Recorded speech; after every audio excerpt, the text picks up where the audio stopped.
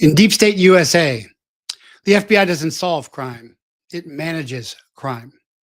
The CIA doesn't collect intelligence, it collects people. The courts don't meet justice, they deny it. The news doesn't report the news, they contort it. The deep state doesn't serve, it enslaves. But slavery is a choice. A slave submits. The cage is safe. Chains certain. Freedom is dangerous. The opposite of slavery is freedom. The opposite of a slave is a warrior. The enslaver demands submission. Say as you are told. Do as you are told, or else. The slave submits. A warrior refuses to submit. A warrior is dangerous, free, uncontrollable, unstoppable, relentless. I will never be a slave. I am a warrior. What are you? I'm also a retired soldier, special agent, spy, turned whistleblower, warrior. Served in sabotage, rejected and redeemed, failed and forgiven, betrayed and saved, rejecting revenge, humbled and blessed, repurposed in redemption, as chaplain, leader, teacher, and truth teller, now America's intelligence officer, following God, leading my family, and any that choose to follow on our long walk to faith and freedom. Welcome. I'm Jeff Prather, and this is the Prather Point. Welcome, everybody. Good to be with you. See somebody on X, Heather there, reposting the stream. Much appreciated there as well. I don't see anybody on Rumble yet, but please like, share, and subscribe to my cast on Rumble. And if you're looking for Christmas presents coming up, Stay Brewed coffee, staybrewed.com is great coffee. It is handcrafted batch roast coffee. That's, of course, also teamamericcoffee.com. Excellent stuff. We just love it. Wait for our shipment with bated breath every month. And these are mini packs, and you can get other packs as well. You can also go into jeffreyprather.com shop and get your Faraday key holders, which I really love. These new Faraday key holders that work with magnets instead of Velcro. Really nice. And then different sizes, more robust Faraday bags. Really thin Faraday bags for traveling. They don't last forever, but if you're traveling, you want some privacy. And then larger ones, tablet ones, and big old laptop ones there. Lots of different variants. You got to have that for privacy. Also make a lot of good gifts, a lot of other good things. All the jeffreyprather.com shirts, freedom is given, the ball caps. Looking for Christmas gifts, there's a great place to start. So breaking Epstein emails clear Trump, and we'll get into that a little bit. FBI CIA covers up the January 6th pipe bomber, which is what the FBI and CIA do. They're not working for us, they're working for themselves. January 6th, the 7 hours and 5 GALLOW guys are still gone in the wind. And really, that's the pipe bomb pales in comparison to that. TPUSA sniper submits and stays Israel first. And then my guest today is MCWHORTER, attorney and author of the Bible's Missing Books. So, but, remember, Virginia Giuffre is suicided. I'm pretty sure she was killed. Epstein was suicided, killed. Kirk was sniped, obviously assassinated in public to make TPUSA submit and get on the program, which they have. John Michael Cullen has disappeared. Lots going on in that regard. So, but first, to talk about the Trump exoneration through the emails that have been released. So remember, longtime followers, how I proved that the corrupted DEA Office of Professional Responsibility, OPR, altered transcripts by stopping and starting recording sessions when they would interview me, then fed the altered transcript to the Merit Service Protection Board, which was then leaked to a cyber stalker, Jared Armitage, who cyber stalked me everywhere for over a decade. Guy was obsessed with me. He's a black the black contact guy, because one of my female black belts, longtime student, divorced him because he was enslaving her and abusing her. And so they put that up as a court document, which it never was. Then USA Today did a hit piece on me after I had outed Eric Holder on the Laura Ingraham for his Fast and Furious cover up, even provided a link to the document in the story. So we already saw FBI agent Kleinsmith alter reports. This is more evidence of the same, but inverting the script because the Dems are the pedophiles. And so what has happened here is the Dems tried to label Trump as one of the pedophiles who raped Virginia Giuffre, but that wasn't true. I've never assessed that, by the way. I was wrong recently about the SNAP food riots. Those didn't happen as I thought, but the House Oversight Democratic Committee published an email sent by Jeffrey Epstein to Ghislaine Maxwell. In the email, Epstein said to Maxwell, "I want you to realize that the dog that hasn't barked is Trump. Victim spent hours at my house with him. He has never once been mentioned. Police chief, he's 75% there." That means they're trying to entrap him. That's exactly. Dog hasn't barked. We're trying to entrap him. Who's he trying to entrap him for? Mossad, CIA, obviously.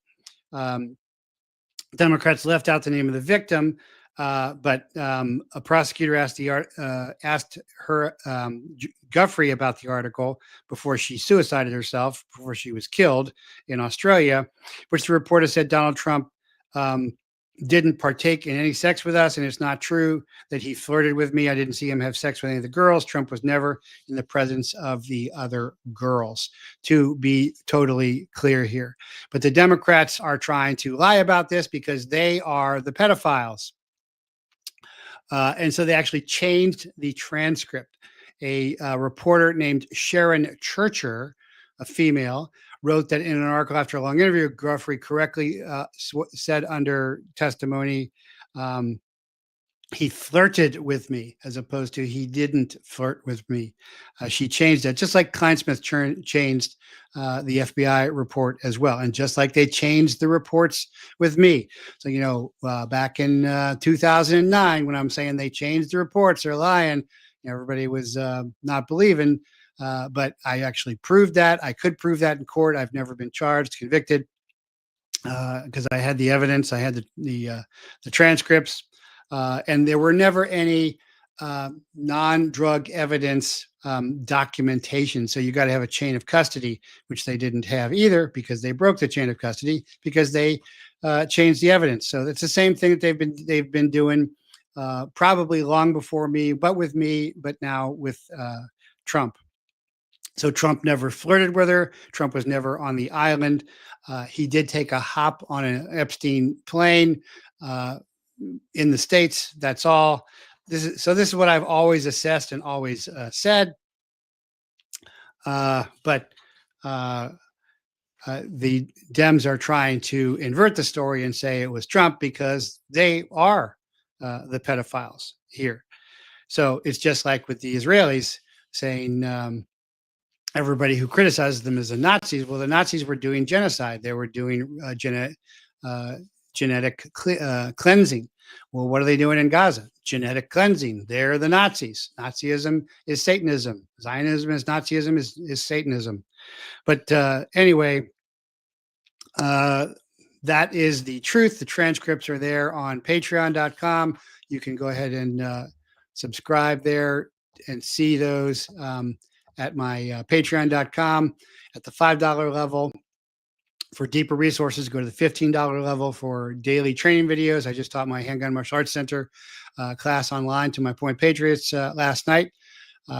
You can sign up there at the Point Patriot level, or you can go to Locals. And I don't really talk to anybody on Locals. I don't know why, but Jeffrey Pritchett at locals.com, $9 a month, $90 a year. But that Trump Epstein narrative has crumbled completely. It still doesn't explain why he will not release the list. But the Democrats on the House Oversight Committee released a set of emails Wednesday to include a 2019 message in which Epstein alleged that Trump knew about the girls. But of course, knowing about it and doing something about it are not the same thing. Uh, and Guthrie had testified also multiple times that Trump did nothing and she never saw him at Epstein's house. So I guess the Dems are trying to say that Epstein is a liar. POTUS also kicked Epstein out of Mar-a-Lago years ago for going after a 14-year-old girl. So for those of you who are saying I don't like Trump and I'm always down on Trump, I don't like Trump when he works for Israel. I don't like Trump when he covers up for Epstein. But I've never said he is a pedophile, and I've assessed that, and that is certainly the truth. But it is disturbing that all these witnesses are disappearing. One guest I've had on, John Michael Cullen, uh, was talking when he was on recently, if you recall, about the fast moving drones at the Charlie Kirk assassination. And he assessed that those fast moving drones did a DDoS attack that shut down iPhone feeds. That is a government level skill. That's got to be NSA, NRO, National Reconnaissance Office, or Israeli intelligence 8200 unit or something like that. And that was really the most searing piece of intelligence that showed the government was in on it, because nobody else has that capability to do that. And now he has disappeared. I've reached out to him, have not heard back. So what happens often in times like this is, if it is a matter of national security, an intelligence agency will roll up spies, and they will not give them initial appearances under court. And I've taken thousands of suspects to initial appearances. That has to happen in 24 hours. If you arrest a guy on Friday or Saturday, you actually got to call the judge on Sunday and say, hey, can we wait till Monday federal court to leave him in jail? But they do violate constitutional rights for spies, and that may be what has happened to John Michael Cullen. Love to know if anybody's got information, but he's there. The story is saying he's implicated the CIA in this. I don't think it's the CIA, the NSA, more likely. The NSA is the big dog in the intelligence community anyway. But it is also likely 8200, which is the Israeli intelligence unit, because again, that's who's got had the motive to shut up Charlie Kirk. And of course, sniping him publicly, people never seem to pay attention to the psychological aspect of sniping. I've always brought this up. The JFK sniping, the psychological operation, the multiple, that's why it's in SOCOM. Remember, I started out in PSYOPs as a second lieutenant, 4th PSYOPs Groups, 1st Battalion, Latin American Battalion. The JFK assassination was, hey, if we can get JFK, we can get anybody. The Butler assassination and the golf course miss mean, hey, we are incompetent. Our corruption's made us incompetent. If indeed that was not a setup, I know there are people who say that was a setup, but the Charlie Kirk operation clearly was not. It clearly wasn't a single sniper. It clearly wasn't the FBI's ridiculous story, and it is most likely an Israeli joint operation to get get everybody else back in line with Israel first, and TPUSA is going back in line with that.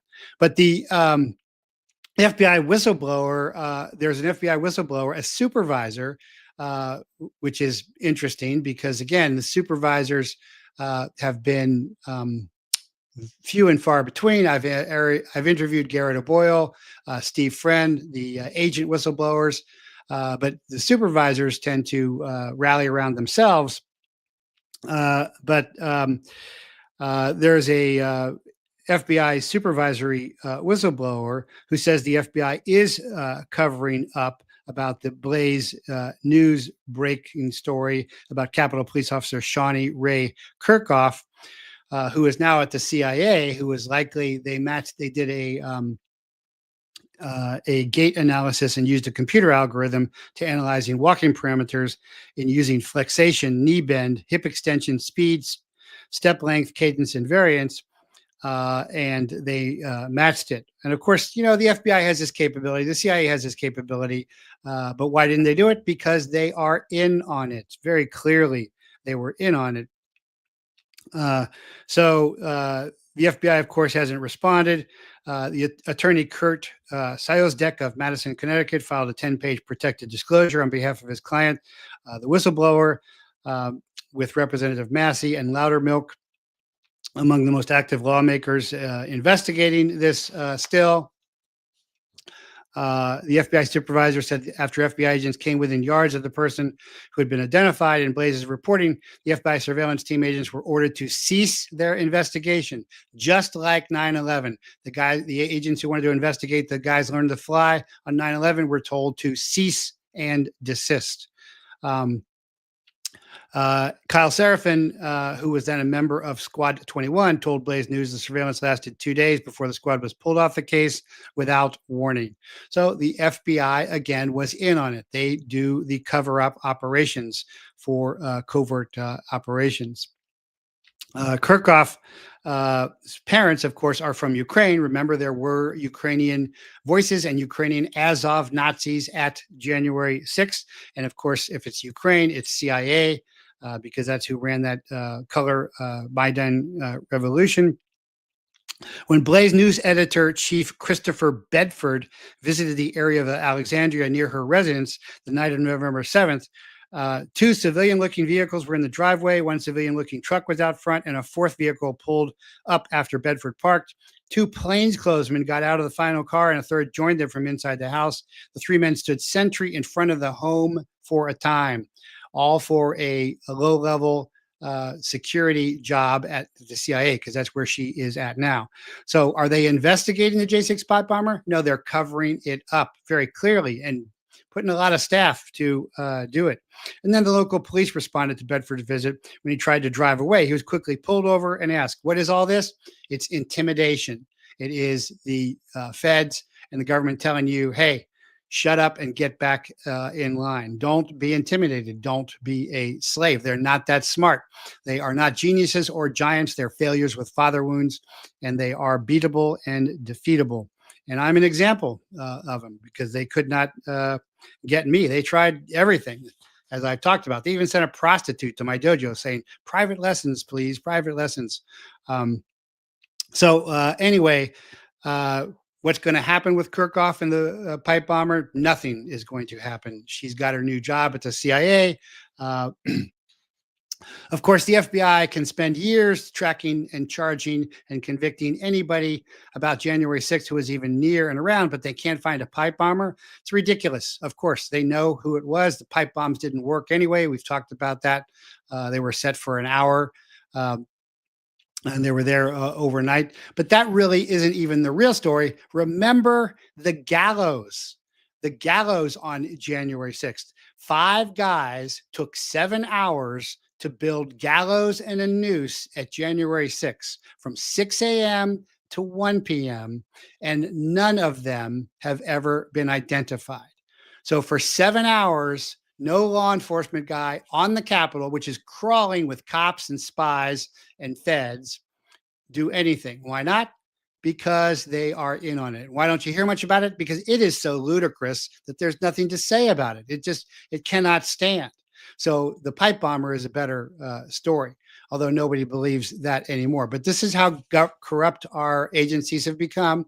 Remember, graduated from the FBI Academy, 1990, lectured at the CIA at the farm, worked DIA, very familiar with these areas. Do you think Trump's motives are protecting friends or leveraging on enemies? I think he's protecting his allies that may have something else on him. Like when Van Vandersteel came on and said, maybe Israel's got atomic munitions here in the United States or something like that. But I think they're protecting Israel. Who else is protecting Israel is Turning Point USA. They've officially confirmed what many feared. The organization will not honor slain founder Charlie Kirk's legacy. Instead of following the path of independence from Israel that Kirk had begun carving out, the group has announced a return to Israel first. And so that is really sad. And the text message says, Charlie Kirk just lost another huge Jewish donor, $2 million a year because we won't cancel Tucker. I'm thinking of inviting Candace Owens, obviously. And somebody says, Jewish donors play into all the stereotypes. He says, I cannot and will not be bullied into this. No, leaving me no choice but to leave the pro-Israel cause. And then somebody says, please don't invite Candace. That's going to be bad. But of course, Erica Kirk, who now looks like she has sold out. I initially was very sympathetic for her, is going right along with it. I had Bryce Eddy on. They're going right along with the investigation. So they are adopting a strict Israel first policy, and that shows the complete motivation for the Charlie Kirk assassination. So that is very sad, but I'm telling you how things really are. I'm America's intelligence officer. I'm going to give you the intelligence as I see it, as I best see it. And that is leading me to my guest. But before I get there, there's a story about public school teachers have a serious child sex abuse problem. As you know, I've pulled my children out of private Christian school long ago because they were supporting Black Lives Matter, and I even used to teach at that school. Every month, around 300 to 500 public school teachers are arrested or charged for incidents involving a minor, including sexual assaults on minors. The majority of these cases do not receive much attention in the media, and often schools pass the trash quietly, removing the offending teacher and using confidentiality agreements to cover up incidences. These causes start with lewd conduct, teachers acting inappropriately, making sexualized comments. Think it's okay if your teachers are female. Think again. Among educators arrested for abuse, women make up 30% of the cases. And that's certainly in the pedophile pimping area. A lot of times it's females catching and corrupting the children. Last year, 3 female teachers in Arizona were arrested for sexual misconduct against minors. Of course, that's where I was. Low standards for hiring teachers, coupled with massive $260 billion government-funded education industry, has created a bureaucratic jungle in which these predators can easily hide. There are 3.2 million teachers currently employed in the U.S. today. Meanwhile, U.S. test scores consistently rate mid to low globally, very low globally. And because parents have treated public school like daycare instead of demanding results and remaining involved. You got to be involved, but at this point, you got to pull your kids out of public school. And my kids are homeschooled through Liberty University. By the way, I don't get a sponsorship from them, Christian University. The curriculum comes from there, but my wife supervises the training. But there's also a psychological factor at work. Diagnosed narcissists have a much higher instance of sexual abuse, and there's a high level of narcissism in the teaching profession, and the rate is even higher among female teachers, who make up 77% of the industry. So again, it is a female-dominated area of the left, and they don't have any standards. Their religion is scientism and also anti-racism, except there's racism towards whites. It's just anti-racism toward blacks. That is, blacks are always good, whites are always bad, straights are always bad, Christians are always bad. That's their made up religion. And scientism is whatever the science says. Of course, we know that today Western allopathic medicine has not just been corrupted, but weaponized.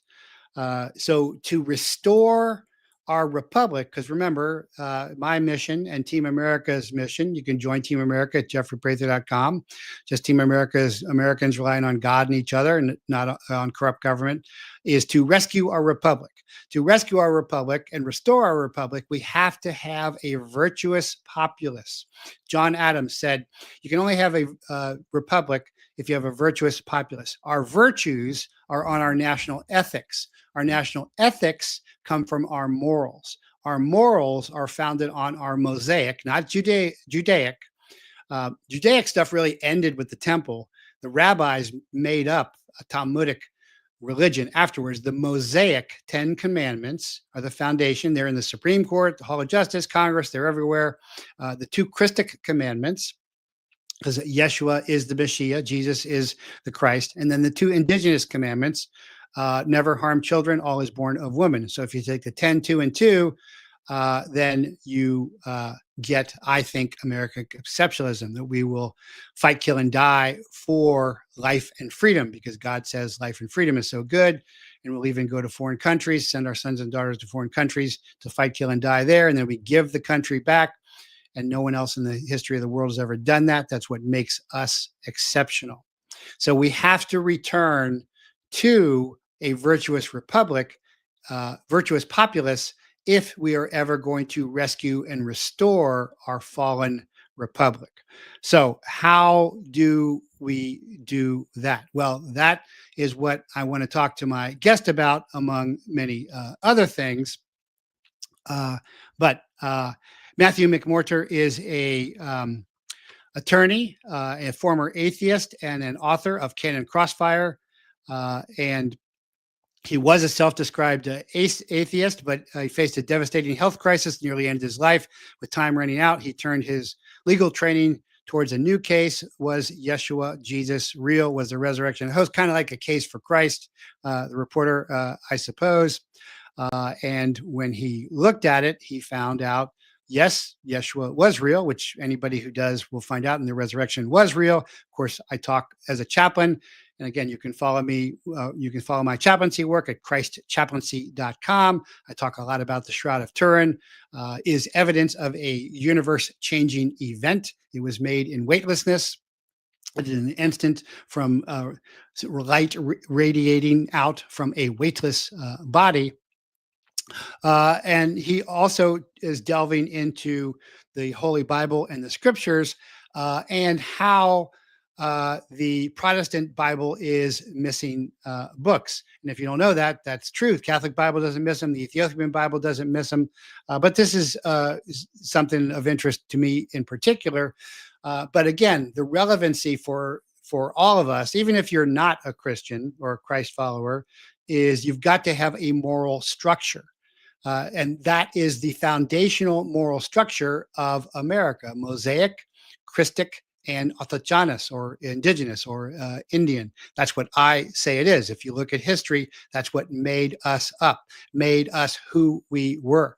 And so to return to that, we have got to focus on that. You can't just do it. You can't legislate it. You can't politicize it. You have got to internalize it, and you've got to transcendentalize that to God. It's got to be something greater than ourselves. And there's got to be, if we're going to know when lines are corrupt and crooked, like with these corrupt pedophile teachers and these corrupt pedophile politicians, then there's got to be a straight line against which we measure everything else. And that's what the Holy Bible is. And that's what we want to talk to our guest about. So Matthew, thank you for waiting. Welcome to the Prather Point. Thank you. God bless. Happy to be here. Happy to finally join you as a Christian.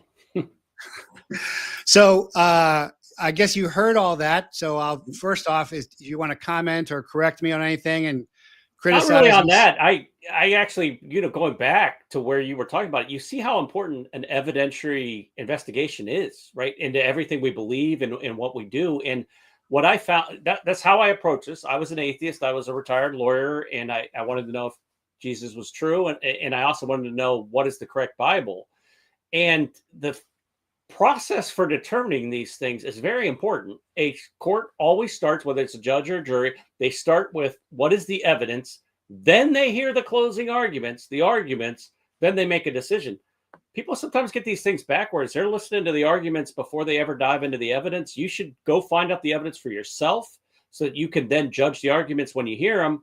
And, that's exactly what you were talking about earlier on some of the more political elements of your discussion, right? Is the evidence is the key. Go look for it. So what, if I may pry, what was your health crisis that really changed your? Yeah, it was crazy. I I was in perfect health. I just had good physicals from, I worked at Giant Oil Company. We get the best physicals in the world. And it said, oh, you're totally fine. So I didn't expect anything, had no idea what was coming.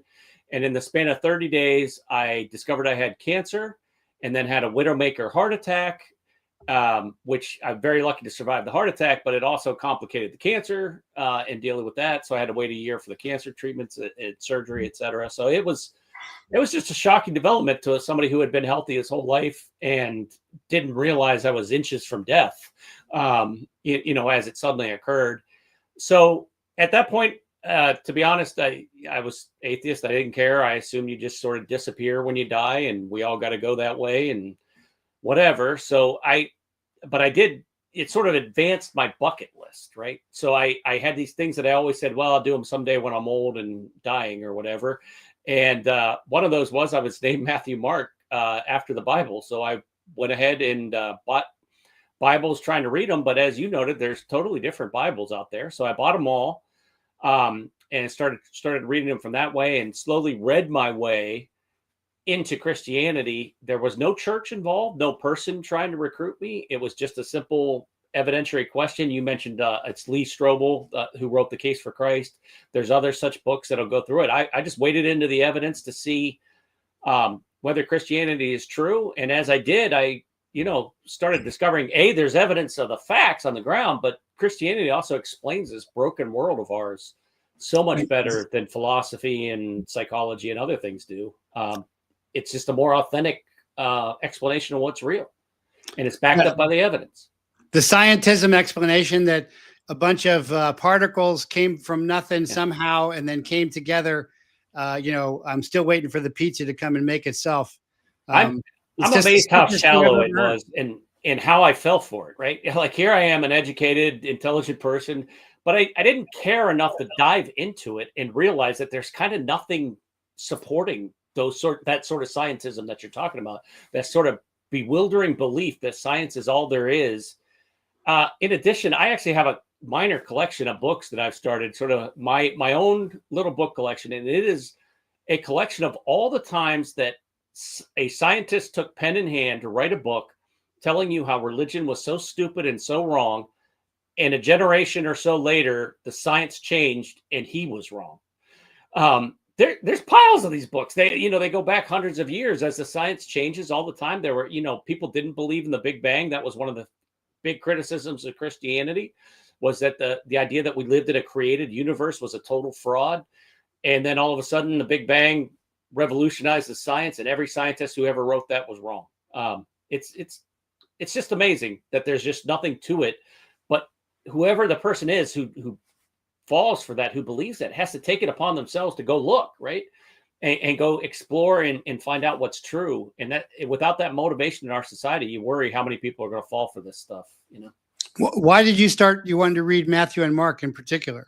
Just, I was named for him. My mom, so my grandfather had been Catholic, and my mom did a number of things when I was being born to sort of make her family happy. So I was actually born on my grandmother's birthday as an attempt to connect me to grandma, and she named me after the Bible. So eventually late in life, I read them, but I mean, we weren't Christian. Weren't religious, I should say. I mean, I didn't pray, didn't go to church, didn't read the Bible. I tell people, among other things, I'm amazed how much life advice is in the Bible that I had to learn the hard way, but there's just so much good things in there. Even if you didn't believe a word of it, you should still be teaching these things and referring back to it. It's really an everyday speech too. Thorn on my side, red sky at night, sailor's delight. Right? I mean, there's absolutely. It's throughout our culture, but we just don't know it most of the time. Exactly. And that's another thing, is just how much of what we say or how we phrase things or how we think is shaped by the Bible. Even if you're an atheist, that's how you're thinking because you were raised in this Christianized culture of ours. And it's a weird universe we're living in. I think that sort of vanilla Christianity is spreading throughout the world very quickly, but authentic Christianity is sort of under attack and has to be defended by those of us who believe it. And if you aren't under attack and you say you're a Christian, then something's probably wrong. It's astonishing. So I did all this work into the early church. I wanted to know what the early church said about these extra books, right? So the core of my book is I went out and I found out I set out to find everything every Christian ever said in the first 450 years of Christianity about these extra books. And I'm sure we'll talk about that later, but that's the research that I give you. You can, in a matter of hours, read what every Christian ever said about these books and see the evidence for yourself, and then start listening to arguments for both sides as you go forward. But anyway, the point is that I went back and I read these fathers. I read these very earliest Christians. This is the martyr church. These people joined Christianity knowing full well that they were likely to be tortured and killed for having done so. And we have lived in this sort of bubble where we think of Christianity as, well, it teaches my kids morals and, it makes you a better person, this, that. We haven't seen this kind of persecution recently in the United States. And we're kind of going back to that era. Things are cyclical. We're going back to where you are going to be attacked and you're going to be living exactly what Jesus told you. He's preaching martyrdom. He is preaching that you have to pick up the cross. He's preaching that you will be attacked by the world. And yet, when you go out on something like Twitter, as I recently joined in order to promote my book, and you see all these debates and stuff, you'll find different churches arguing over how popular they are, like how many converts they had in the last year or whatever. The Bible is telling you that the devil is in charge of the world. Your success in this world is clearly not, according to the Bible itself, clearly not the way to judge what is true. But people are trying to sell you it like whatever's more popular is truth. Anyway, I think Christians have a mental shift that we have to go under to realize that this world is not the full world. We are after the next world. That's what we're all about. And we have to recognize that this world, Christianity may be persecuted. And in my own belief is it's going to be. No, I agree with you totally. And I make a lot of comparisons to the fallen Roman Republic and the fallen American Republic and the failing Rome. And those are two examples. But I mean, there's endless examples, right? Those are two that we think of. But it's like that falling element is that cyclical, all your worldly success will come to dust is built in to our beliefs in our system, right? But the Romans could not be conquered, but they were co-opted by Christians, by martyrs' blood is how it worked. Absolutely. And we're heading that way again. You're already seeing it in China and Africa, and in other places. Yeah. So let's go back first to how you came to Christ. Was that from reading Matthew and Mark, or or other apocrypha or other? No. So I tell anybody else, if you're curious about finding out about Christianity, you've got to start with the Gospels, because the Gospels will explain to you why you care about the epistles, and all of that will explain why you care about the Old Testament. Start with Matthew and Mark and keep reading from there. That's what I did. As you see the Gospels unfold, you see the story, you see the Christian theology and worldview coming to fruition in them. And the question for me is just, this is a great story. It explains the world. I'm learning so much, such a better explanation for our broken world than I get from these other things. Is it true? But is it just made up? That's that's where it leads into the case for Christ and what is the evidence. But it's those two prongs, right? It's, yes, there's evidence for it, and B, the sort of metaphysical philosophy of Christianity, of sin, of original sin, of the need for redemption and forgiveness, that those dovetail into one another. And I'm Christian because of both prongs. If one prong falls, I think the whole thing falls. And that's I would say fallen nature, not original sin. Yeah. If you get into doctrines, I think original sin is a heretical doctrine, but our fallen nature then explains why we need Christ and why things are screwed up all the time, and why exactly. That's the stuff that the scientism type of philosophy does not explain. And you see it all the time that, people try to explain motivations away as like, that's your genes, right? Or that's your self-interest. If I was an economist, everything's tried to explain everything in self-interest. If you start thinking about it for just a little bit, you will realize that huge swaths of our lives are not advancing those causes that we're alleged to be solely motivated by. There's something else going on. And I can attest myself, just having outed myself as a Christian, right? I come out and I tell friends, well, I wrote this book or whatever. And I mean, the irrational hatred that suddenly erupts in somebody is stunning to observe it and realize that there is something else out there Oh that is yeah. driving all of this. Yeah, it's satanically sourced, and if you look, Absolutely. if you're like me and you look at the global cabal conspiracy that happens over not just decades but centuries and millennia, and how consistent it is across the globe, it's not man-made. It's principles and powers for sure. It's Absolutely. uh, And it's one of those things, if you're just very superficial about it, you might fall for that scientism type of explanation.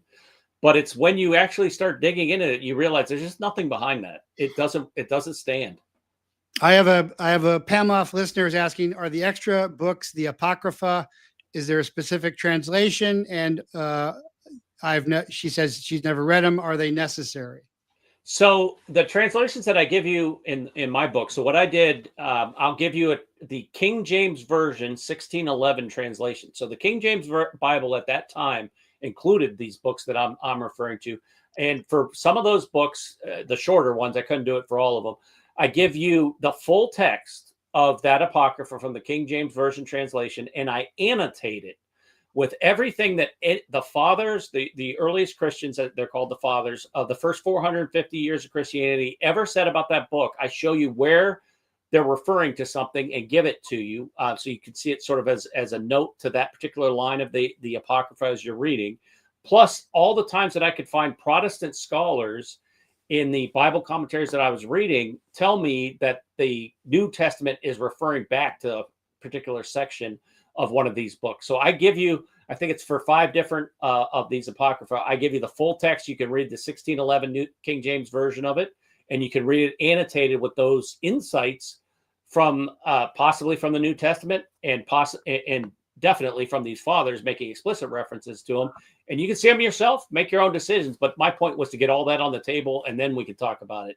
We should all be looking at the evidence, know what those were, and then discuss.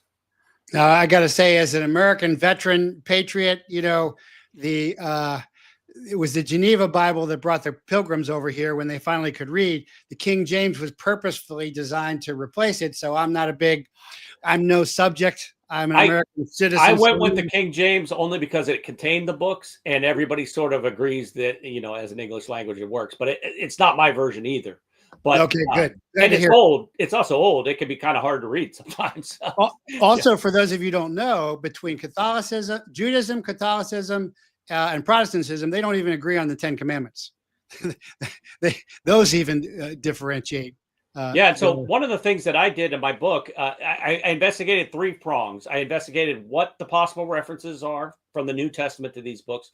What did all the earliest Christians say? And the third one was, I want to know what Jewish scholars say about the books. Because so often when you're reading this, you're getting a particular branch of Christianity's view of what Judaism was like back in the day. And it's like, well, what do the Jews say? And just as a matter of curiosity, so I have the Jewish Study Bible. I quote it extensively, plus other forms of Jewish scholarship. But it's just to make it, again, get it on the table. What do the Jews say about these books? Because as you say, they can differ from the different branches of Christianity and tell you a different story. Yeah, just for example, no other gods before me. It's actually no graven images. Graven meaning carved. Which again, if I go back to the shroud, I'm a big shroud fan. The shroud is super thin, the image on it from the light as well. But yeah, let's get into the books that have been removed by the Protestants. Was that, and what you're saying, correct me if I'm wrong, is that, for example, the martyrs in Maccabees, early Christians looked to them in their own martyrdom. So not to have those in there is a missing important spiritual fortitude and morale piece. Do I have all that right? Absolutely. And 2 Maccabees is a great example of what we were just saying about the different ways that these things come out or whatever. 2 Maccabees is a story that everyone agrees the Jews knew all about, accepted it. The only debate is whether they accepted it as scripture, but they accepted it as fact. They were reading it for inspiration, etc. Everyone agrees at this time of Christ. I quote from the evangelical Protestant evangelical theological commentary of the Bible, which will tell you there's multiple references to 2 Maccabees in the New Testament. One in the Epistle to the Hebrews, the Jews, very clear. It uses language found nowhere else. And then there's a reference from Jesus in the Gospel of Matthew to the to Maccabees as well. So you have these connections. Then you have the Jews in the Talmud hundreds of years after Christ, which is a problem, but you know, the hundreds of years, but people will claim, well, it relates backwards in time to the time of Jesus. And you'll find people say, well, we should accept the Talmud's list of books that the Jews accept as the Protestant Old Testament. That list, as I say, comes in the Talmud, comes later. What I did not find in a single book explaining the canon to me, arguing for or against, is something that is expressed in all Jewish scholarship on this topic. And you can go find it right now on Wikipedia. Just Google woman with 7 sons. There is a story in 2 Maccabees of a woman who watches all 7 of her sons be martyred in front of her. Everyone agrees the Jews thought these people were their heroes at the time of Christ. By the time of the Talmud, the Jewish rabbis exclude the book of 2 Maccabees and insert a fake plagiarized version of the story of the woman with 7 sons. The Jewish scholarship calls it a chronological shift, which is the plagiarization. There was this story about it back in history. They insert a version that's contemporary with them in the Roman Empire. And so they give you a version where this woman's now a Roman citizen, and this is all being done by the Romans rather than back in history as it was in 2 Maccabees. Why did they do that? The answer is because Christians accepted 2 Maccabees as our heroes. So when you go back in time and you're reading the very earliest Christians, as they are going to their deaths, the fathers writing, the people whose writings you're reading, are preaching 2 Maccabees as exemplars of faith, telling everyone to hold to the faith, like the woman in the woman with 7 sons, hold to the faith. Their last words are frequently alluding to the woman with 7 sons. This is a core part of this martyr church. The very earliest church was taking faith and inspiration from the story of the woman with 7 sons, and they're preaching it as scripture just as much as they preach the Gospels. And anyway, it's whether that's in your Bible or not, you make your own decisions. But the explanation as to why it's not in your Bible, if you just tell me, well, it's not in the Talmud, the Talmud is reacting to the fact that Christians already accepted it. Well, the Talmud, I'm always saying Torah, yes, Talmud, no. So for the audience that don't understand, Yeshua was operating in the temple period when the Hebrew religion still worked. And then he predicts, of course, that the temple will be destroyed. There's not a stone on a stone. That's why they get Trump and everybody to go to the Roman fortress wall. It's not the temple wall, it's the Roman fortress wall, because they're trying to embarrass them, but people don't know their scripture. But after the destruction of the temple, really, Hebrew religion cannot function. So the rabbis created a hybrid religion called Talmudism during the Babylonian captivity that is full of all kinds of crap. And just like you're saying, the first time I ever went to a Passover, I was really excited because I'm like, wow, this is going to really tell the story. But, Moses isn't even mentioned in Passover. It talks about all these rabbis. Why? Because they're just promoting themselves at this point. So modern Judaism is not the original Hebrew religion, cannot be without the temple. That's why we talk about it. So when you so obviously that's just another reinforcing what you're saying. Yeah, exactly. And it's a sort of a shocking development when you read certain Protestant descriptions of these things or explanations, etc. But you'll find people trying to claim that both the early church and the Jews accepted only the Protestant canon. If you actually read the fathers are arguing with the Jews nonstop, and they're accusing the Jews of basically setting on fire the original scriptures that the apostles handed down to the original church. If you don't want to believe them, and this is where the canon crossfire that I'm talking about in the title of my book comes in. If you want to tell me that the early church can't be trusted, that they were wrong in terms of what the apostles handed down to them from the Jewish canon, why on earth would I believe that they are 100% correct on the Christian New Testament that they claim is being handed down by the apostles? They're saying the same thing about both of these in the same books. They're telling you, I got this from the apostles. It was handed down. That is as I say, the crossfire that occurs between these two positions as people, try to claim that both of them are supporting your answer. Like you've gone too far. There's a clear break between these two traditions.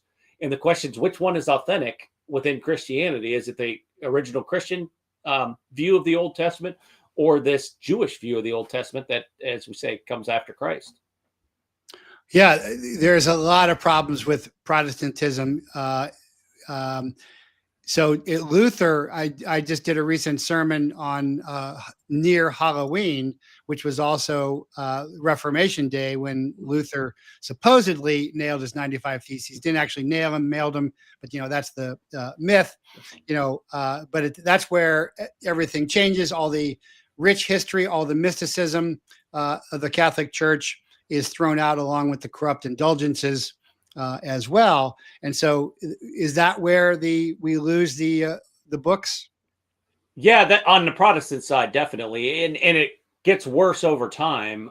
It actually comes around in the 1800s. So as I say, these books were actually still included in a separate section of the 1611 King James Version Bible. But later Bibles, and I think it's just kind of an economic thing, and that then becomes a preaching thing, got rid of them.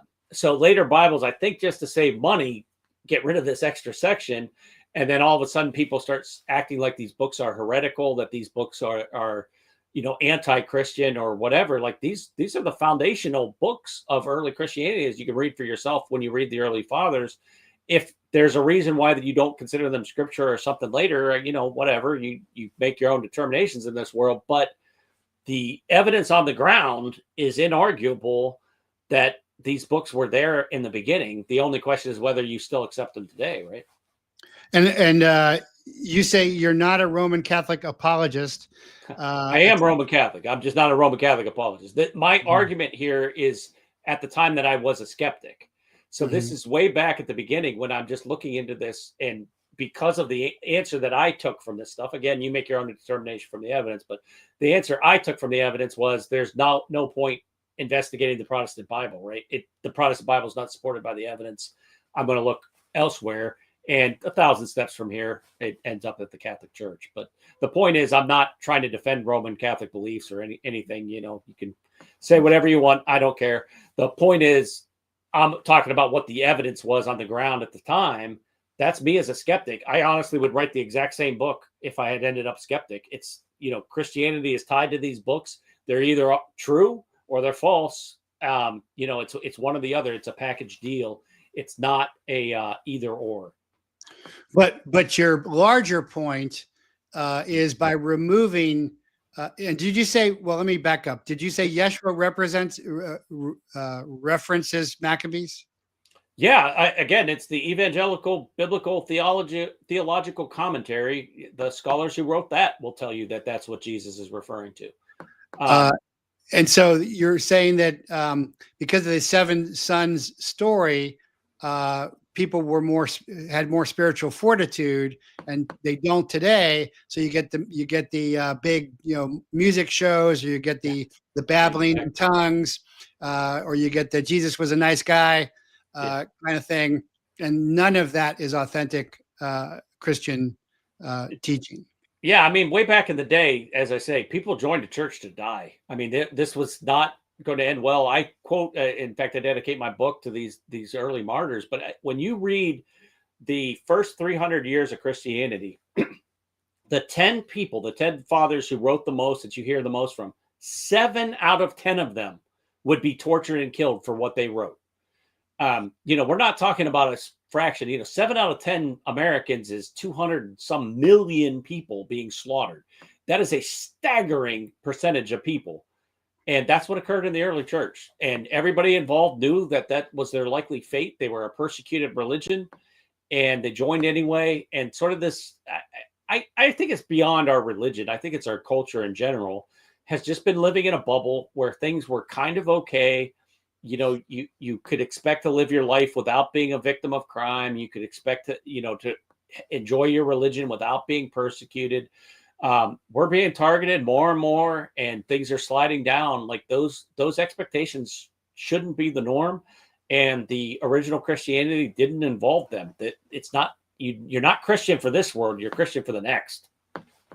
Well, amen, brother. So what about the Ethiopian Bible? Does that have the same or even more books? Even more. And that's if you're Orthodox, and if you have any Orthodox listeners, they would be arguing with me, my book. They would say, well, why didn't you cover all those extra books? And the answer is because I didn't have room. I could only cover some. So I cover the Catholic books and I show the evidence for them, but I don't show what evidence existed for the Orthodox books and whether that's enough, et cetera. That's a separate question. I just focused on these. Even the Orthodox would tell you these are the more evidence of their books. There's a spectrum. And the one book that I do cover that's not, so they're called the Catholic Apocrypha only because the Catholics accept them. These are actually Jewish books. It's just a question of who accepts them. These books are accepted by the Catholics and the Orthodox. There's one book that I cover that's only accepted by the Orthodox. It's not accepted by the Catholics. That's 1 Enoch, which is references a 47-word quote in the Epistle of Jude that is to this book, 1 Enoch. And so I have a section talking about that. And as I pointed out in the section, the question is, what on earth trumps the fact that Jude himself is referring to this book in an epistle dedicated to fighting all of the false doctrines and false teachings in the church? Why is he talking from this book, taking something from this book, if he doesn't accept that book as authentic and as real scripture? And, I go through the different attempts to explain that, which I don't find particularly satisfying. To me, the evidence is pretty clear that Jude thought that book was legit, and he was an apostle. He's one of the evangelists in the Bible. So you're kind of, it's like you're arguing in a courtroom, presenting the evidence. That's exactly what it is. It's let's look at the evidence. The theological decision of, okay, what books are going to be in our Bible is a decision that comes after you look at the evidence. The first question is, what is the evidence? And what happened in this case is that finding that evidence before the internet era would have been very hard. What's happened in modern times, there's now an index that shows you what all these fathers said. And then thanks to the internet, you can follow the index reference to the original book and go read what he said, right? And that's the work that hadn't been done for 500 years. You just had Protestants and Catholics making claims and pulling out a handful of quotes for each side. I didn't want to know what Protestants' 5 quotes are and what Catholic 5 quotes are where they're defending their position. I want to know what every single Christian in the first 450 years said. That's the work that wasn't done. I've now done it. It's now available. And now we can argue from the evidence rather than argue, blindly assuming the evidence fits our side.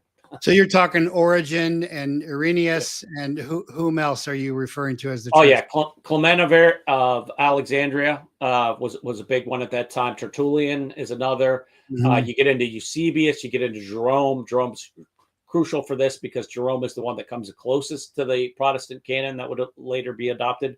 But even Jerome doesn't. He accepts Susanna, for example. And Athanasius is called the father of the canon by many Protestants. That's because he matches the New Testament.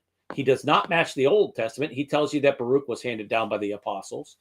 Just as different examples, there's all these fathers in this first 450 years that are crucial to telling us what the authentic Christianity is.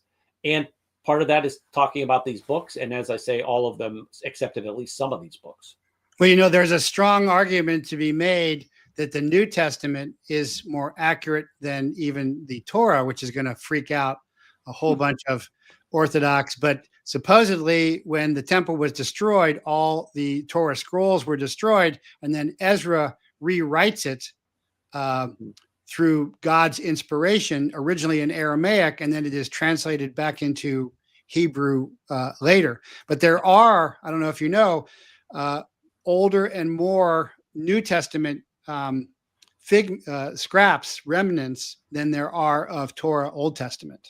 Yeah, at least of some of them. And that's a big part that comes into my approach to this book, is that all Christians, including Protestants, make certain defenses when they're arguing about the books that the Protestants accept, right? And they'll explain away certain things, they'll defend certain things, they'll give you the arguments. When we then turn to these other books, you get that whole thing of the mote in the other guy's eye versus the log in your own. Suddenly the Protestants will throw out those arguments that they just gave you and told you, will show you that Ezra did it correctly, he was divinely inspired, etc. They will suddenly stop giving the benefit of that argument to the books they don't like just because they don't like them. You have to judge these things fairly and consistently. And if something, getting a detail wrong is not enough for you to throw out a New Testament book or another Protestant canon book, then it's not enough to throw out one of these other books either. You have to be fair about what you're doing as you judge these issues that occur when you're looking into whether or not we have the right books. You mentioned Irenaeus. I'll give a specific example. Irenaeus is crucial to telling us that the number of the beast in the book of Revelations is 666. The earliest scraps of paper we have of a book of Revelations actually say 616. But Irenaeus, writing even earlier, is saying, I'm a disciple of Polycarp, who was a disciple of John. I am one step removed from the authentic apostle, and he taught 666. So that's why our Bible says 666, is because we have this testimony from Irenaeus that is bridging that gap right back to the original, the horse's mouth from John in the beginning. And Irenaeus also tells you he got Baruch from John. You have the same testimony. I got these things from John. Why believe one and tell me that determines your canon, and determines that 666 is the correct piece of your Bible when you don't believe them on Baruch. That's where this crossfire occurs. And people just need to focus on the fact that he was given the same testimony to do two different things, one that Protestants like and one that they don't like. Why? Well, that goes to Luther. When Luther does his translation, he doesn't like Revelation. Initially, he denies Revelation because he doesn't see any value in it. He doesn't see Jesus in it. Then he changes his mind because he's got rich sponsors. He also writes, kill the peasants. And he also writes, kill the Jews. Yeah. So I think there's maybe original sin of Luther in Protestantism there. Yeah, it's interesting that people, they like Luther, he wants to follow the Jewish canon while he is bashing Jerome, the guy who most supports the Jewish canon in the early church. He's bashing Jerome as a tool of the Jews. You can read it in Luther's scholarship on it. It's this picking and choosing and selecting what you like rather than following the evidence. I follow the evidence. If I'm to trust Jerome, I should trust Jerome. If I should trust Irenaeus, I should trust Irenaeus. That's how I ended up accepting these books. The explanation you get from Protestants is more of a picking and choosing. And that's where, I'm a lawyer. I don't expect the other side to sit there silently. They'll come up with an explanation, but in the future, they will have an explanation that's based off the evidence, not one that ignores the fact that the evidence supports these extra books as well. And I don't think you're saying that all Protestants aren't Christ followers. You're just saying this debate will spur and increase everyone's faith. Absolutely. And every Protestant who's read my book has loved it. It's nothing but 5-star reviews. I am reviewing the evidence with you. And in my view, Protestants care incredibly deeply about Scripture, right? And this is a book about what is Scripture. They have loved the book. They've been fascinated by it. I hired a Protestant editor, Protestant audiobook reader, Protestant publicist, marketers, etc. My goal is to talk to Protestants because I was reading Protestant scholarship and saying, guys, this just doesn't work. You need a better story. That's the advice your own lawyer would tell you. Before you go into court, you need to realize that everything you say is going to be used against you. The police even have to give you that warning when they arrest you, right? And that's what's going on in this case, is that in the desire to scream and yell at Catholics, Protestants have gone too far and failed to realize that they're actually talking about their own evidence in the case for Christ and their own evidence for the New Testament. That's the point I'm making. After that, I leave it to the reader. You figure it out, but you should know what the evidence is. I want to go back to your 666 because I liked the explanation by, I don't know whether MacArthur, that he saw that John on Patmos saw the Arabic writing. Have you seen that? I hadn't seen that, but that sounds like MacArthur. Well, he shows how close it is to the script. Yep. So you haven't seen that. You should take a look at that, because he's saying that that's what he was writing. Yeah. And why 616? Again, some people say it's just a mistake. Then the others who try to defend it try to tie it to different linguistic elements, etc. Because it's generally thought that the reference at the time would be referencing Nero. There's different debates about even that, though. But I mean, the thought is that people were trying to make using a number that fit Nero, right? So you'll see different explanations of how it might be 616. But as I say, the earliest testimony comes from Irenaeus, and he says 666 came from John. And to me, again, Irenaeus is so crucial to all of this. Irenaeus is why we accept 4 gospels. He's the one who tells you that the apostles knew there were 4 gospels and wanted us to keep and hold the 4 gospels. All the other gospels are fake, and you shouldn't cut down and only have 3 gospels. It's the full 4. That comes from Irenaeus. That is the most crucial point of what is in your Bible is the 4 gospels. That's because you trust Irenaeus. And here's Irenaeus telling you that Baruch was also handed down by the apostles. So in our chaplaincy, I use an Aramaic to English translation because even though the earlier stuff is Greek, Yeshua spoke Aramaic. And so, I think all that stuff has been lost. But New Testament stuff, I like Victor Alexander's Aramaic New Testament. We use a Lamsa Holy Bible because, again, Ezra supposedly rewrote the Torah, Old Testament, in Aramaic first. But I guess for a regular Bible, what I would call just a regular Bible, I guess I talk about the New American Standard Bible, but that doesn't have the extra books, does it? Yeah, exactly. For these books, there are, as with the regular Bible, there are different translations. For my book, I give you the 1611 King James Version, just because, as I say, that's the most familiar umbrella book, if you want it, of Christians in the English language. But I'm not somebody who accepts the King James Version as the only version, etc. I encourage people to read alternate versions.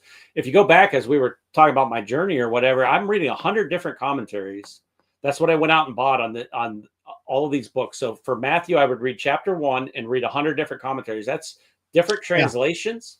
Yeah. That's different, totally different commentaries. You get MacArthur's insights, for example, but you'd also get, Luther and R.C.H. Lenski's insights, etc. You're reading it from different denominations, but also just different scholars with different ideas. They see different things. They see different connections. It was so fascinating. The Bible is just such an immensely fulfilling book.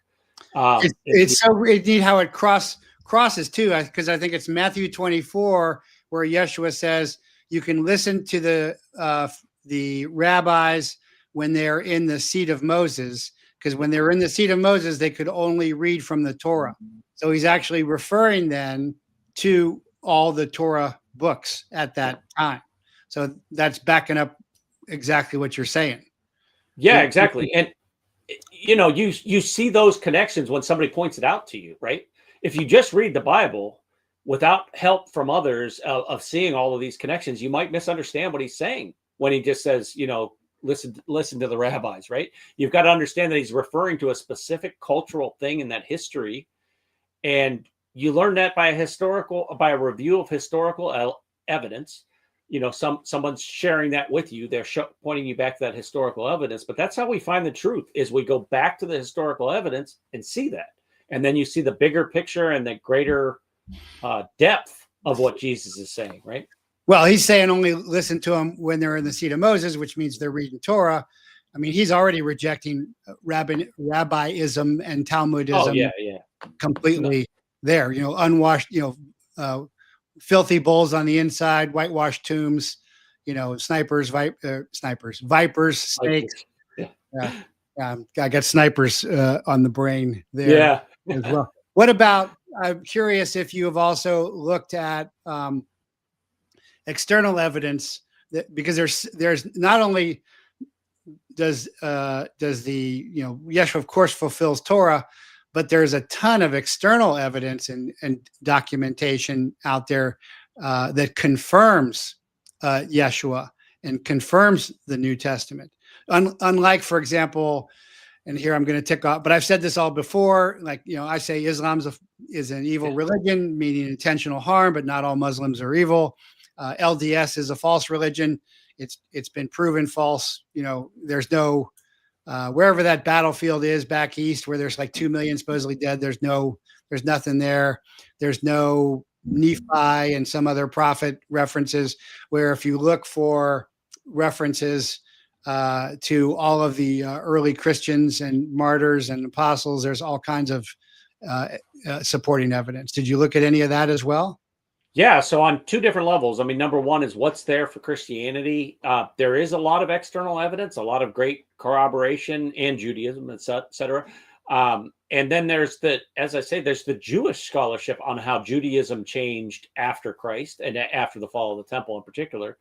All of that bears into this question and deals with it. The other element that you're alluding to when you get to the Muslims and the Mormons and others is a lot of people just assume what they have been taught or what they want to believe is true, and then try to force you to prove them wrong, right?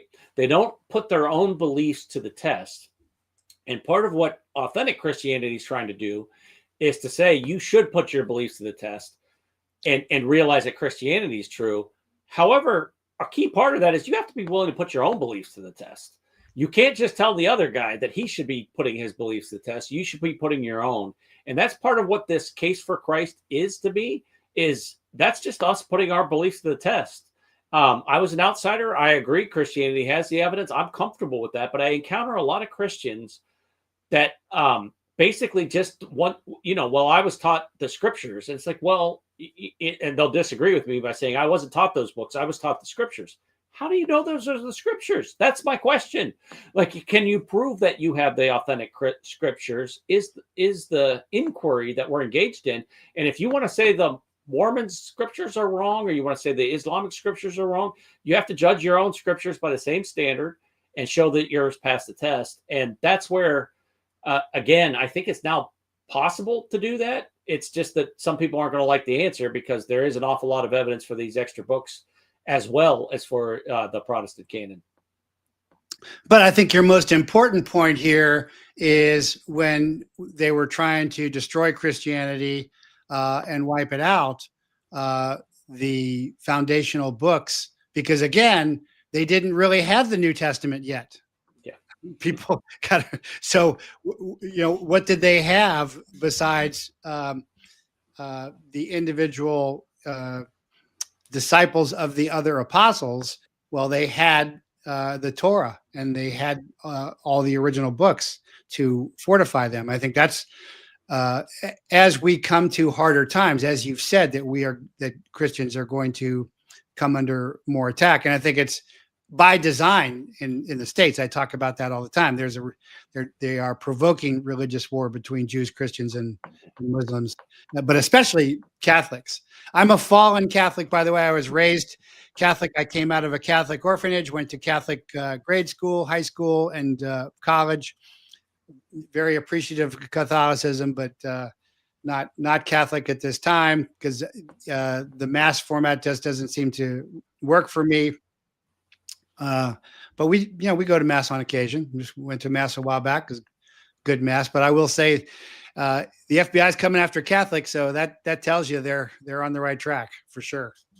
Yeah, and there was a priest, I saw it on, somebody showed it to me, but I can't remember who it was, but it's sometime back in the past. But he said basically, I expect to die in my bed. I expect my successor to die in prison, and I expect his successor to be executed. So yeah, that is the view of what the future's coming. Yeah, very true. Well, thank you so much for coming on. So it's Canon Crossfire, and that you can find that at canoncrossfire.com. Is that correct? Yeah, exactly. So the cheapest prices for the physical book, you'll find them if you go through my website. Amazon has the Kindle version. I have a free sample of the book. You can read some of the book on the website. I did audiobooks, large print editions for people who have trouble reading. And actually, a donor gave me money so that I can give free copies. If anybody's in a seminarian, anyone is a seminarian, shoot me a message through the website. There's a form to fill out, and I'll shoot you a free book. Encouraging the seminary. Good for you. You got to get some good heterosexuals back in there, though, and end the homosexual sect dominating it. Turns to pedophilia, by the way. That was my law school roommate went through that. That's why he exited seminary. It's crazy how that stuff has captured our world. Oh, because he was heterosexual and it was dominated by homosexuals? Exactly. If he wanted to advance, that's what he had to do. And he said, no thanks, and walked out. So yeah. Disgusting. Yeah, very true. Very true. Well, thanks, brother, so much for coming on. Great talking to you, and good luck, and God bless with your book and your faith. Thank you. God bless. All right. That was Matthew McWHORTER, attorney, former atheist, author of the Canon Crossfire. And hopefully you found that very helpful. Didn't see any more questions. It's a great time to ask questions with an expert. I wanted to know about that myself. So remember, though, the cabal's conundrum is corruption. The reset is rampant, but their corruption breeds incompetence. Institutions to run require integrity. Individuals to man them, intestinal fortitude. Fortitude cannot be faked. The faker's emotionality ensnares them. Martyrdom overcomes murder. Self-sacrifice beats selfishness. This is exactly what we're talking about. Their immaturity infects them. Goliath's glare missed David's handheld trebuchet. Wellington withdrew till Bonaparte blundered at Waterloo. Euston hit when Santa Anna was strung out.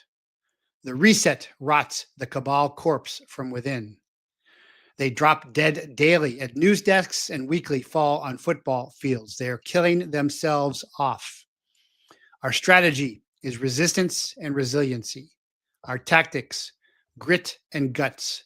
Our war is wit, wile, and waiting. Until.